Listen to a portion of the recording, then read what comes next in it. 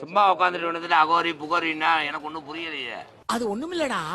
பாக்கெட்டில் எவ்வளவு பணம் வைத்திருக்கிறீர்கள்? இருக்கு ஒரு 200 ரூபா இருக்கு வீட்டு செலவு. பத்தாதடா. ஆசீர்வாதம் முழுமையாக பெறப்பட்டது. வேணாம் என்ன கர்த்தரா நீ ஆசீர்வாதம் பண்ணாங்க.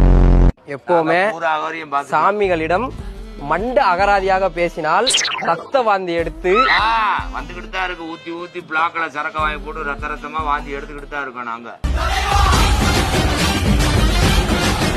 அகோரி அகம்புரமாசுமி சாமி இப்ப பரவச நிலை அடைஞ்சிட்டாரு.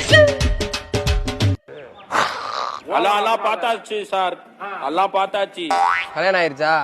ஆயிருச்சு. இன்னொன்னு பண்ணலான்ற ஐடியால இருக்கேன்.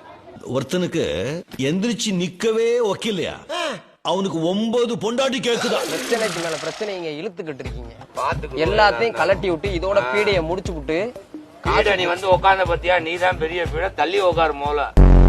இன்றிலிருந்து நீங்கள் ஜட்டி போடக்கூடாது. இருங்க ஒரு நிமிஷம் இருங்க.